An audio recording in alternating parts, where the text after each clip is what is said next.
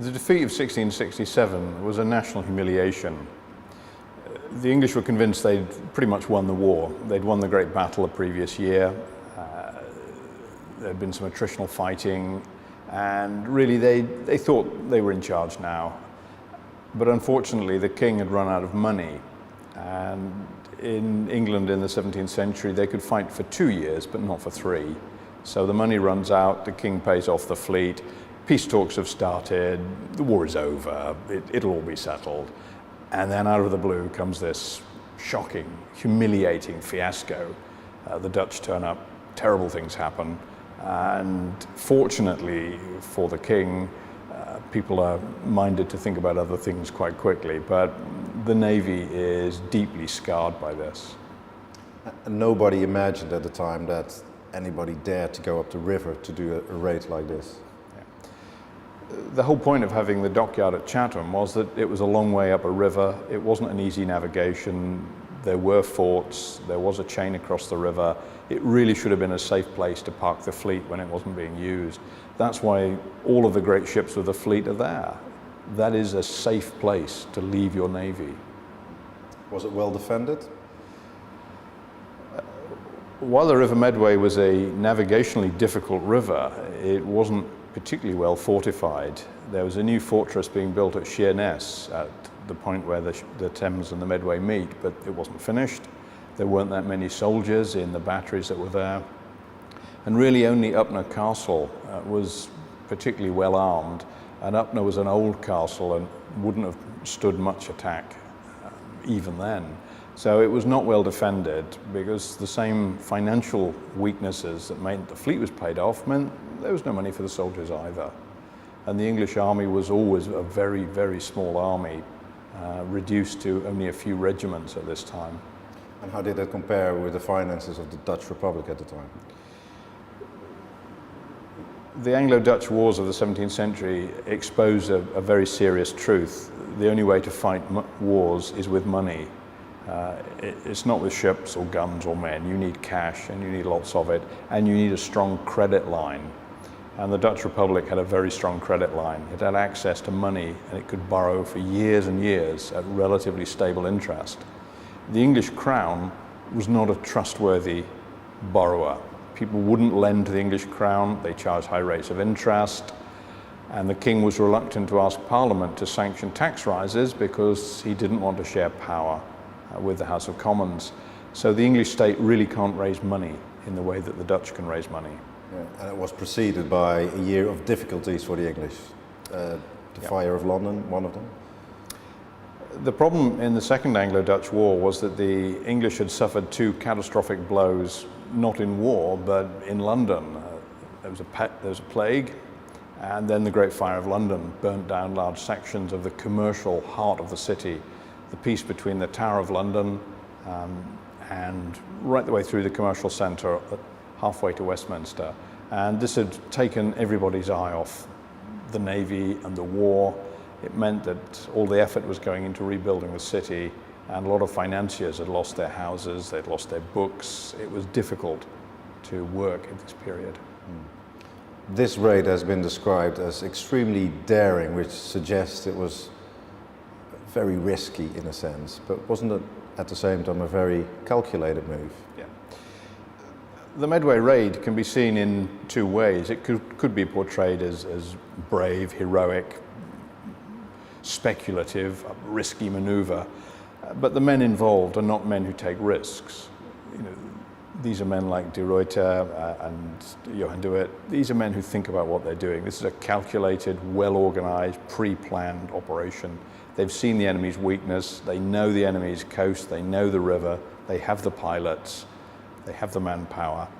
This is going to change the balance of the peace settlement. The whole object of this raid is not to defeat England, but to change the Treaty of Breda, to make sure that it works more in the favor of the Dutch. And that's exactly what happens. Yeah, and what did it result to? Yeah. The Medway raid means that England's negotiating position at Breda deteriorates, and the English have to make more concessions than they'd planned. So the war ends up being more of a Dutch success than an English one. In hindsight, could you say that the Dutch made one big mistake? They they left the Chatham dockyards untouched. In operations like this, particularly ones that involve difficult navigation inside the enemy's country, there's a point beyond which it would be foolish to take further risks.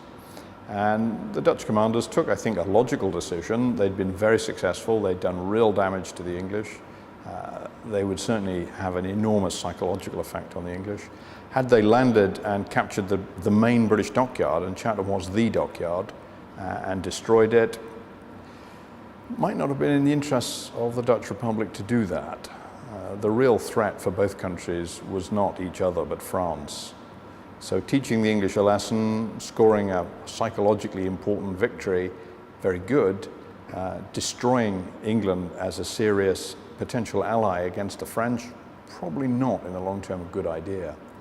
Because could have that been a result of if they had destroyed the dockyards? It seems that by the time the Dutch fleet got to Chatham, the English resistance was growing quite rapidly, and it's likely that the decision not to attack Chatham was based on the stiffening English resistance. Upnor Castle stopped the fleet going any further, so it would have been an operation involving landing troops from open boats and crossing difficult terrain to get into a fortified dockyard. It was becoming more and more difficult to do this operation. It's all about speed, and getting down the river is not easy, and in the period between the Dutch taking Sheerness and arriving at Chatham, the English have been able to gather in a lot of manpower. It was an immediate success for the Dutch. Yep. It was an immediate success for the Dutch. What was the long-term effect of this raid? In the long term, the Medway raid is held up by the English as a national humiliation. And every time people talk about running down the Navy or paying off ships, not having enough naval power, they always say, remember the Medway raid. It's an example of this very intense rivalry between these two maritime nations in the 17th century. The English always took the Dutch as a great naval nation who it was an honor to fight. They never thought of the French in the same way, or the Spanish. So it put the Dutch up there at the top of the Premier League as opponents. Fighting the Dutch was a very honorable thing. But of course, within a decade or so, England and Holland were allies. Louis XIV was the problem, and when Louis XIV invades the Netherlands, everything changes. In 1688, these two countries go from being enemies to being necessary allies. And they will be allies for 20 years, and they will stop Louis XIV ruling the whole of Europe. So the Anglo-Dutch moment is not the moment of warfare between them, it's the moment when they ally themselves against the hegemonic ambitions of Louis XIV. And that was in the background even in 1667. It was clear to both sides that the French weren't playing the same game as everyone else. The French had been Britain's allies, but they did nothing. In the Second War, they were the allies of the Dutch, and they did nothing. They weren't the kind of people you wanted to have on your side. So both the British and the Dutch could see that the French were the long-term problem. But it did kick the English into gear in terms of rebuilding the fleet very rapidly. The immediate response of the English is to build more ships, to build another Royal Charles, to build more first-rate fighting ships, and to restore their sense of pride. It was fortunate for the English that while the Royal Charles was taken, the real flagship of the English fleet, the Royal Sovereign, was not, because the Royal Sovereign says everything about the English view of the Navy. Sovereign of the seas, connected to the crown. It's about English dominion over the oceans. This is the ship that tells you everything about the English, and it survives. So the fleet is rebuilt, and in the next Anglo-Dutch War, the English once again have more and bigger ships. But in the Third Anglo-Dutch War, they have to fight Michiel de Ruyter again, and they can't beat him. It's a score draw. It's 2 goals apiece to the English and the Dutch. And the French are standing around watching, hoping that both will damage each other so badly that France can just pick up the pieces. HMS Royal Charles was taken by Admiral de Ruyter as a trophy. arguably the biggest military trophy the Dutch ever seized. Its stern has been on display in the Rijksmuseum. It's going to be back in England. What does that mean?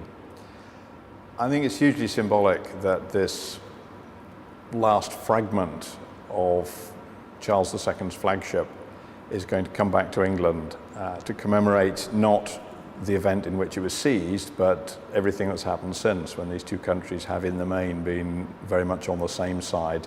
These are the countries that invented Northern European concepts like democracy, tax-raising bureaucratic states, responsible government. The Dutch got there first, the English borrowed all of that. And the shared heritage is something that we can now celebrate. Our monarchies are intertwined, our political systems are intertwined. And these are two of the great maritime nations of the world even now.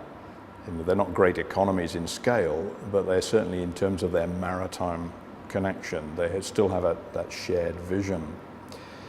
It's always worth remembering, of course, that the Royal Charles didn't start life as the Royal Charles. She was actually Cromwell's flagship, and her name was the Naseby, after a battle when Cromwell defeated Charles I. And her original figurehead was Cromwell trampling on the four nations of England, Scotland, Ireland, and Wales. So she was a ship with a checkered history. Yeah. But a unique moment after almost 350 years, be back here. Yeah. The fact that this trophy has been preserved tells us a great deal about the significance of the event. The fact that in 1672, Charles II made the public exhibition of the Royal Charles one of the reasons for going to war.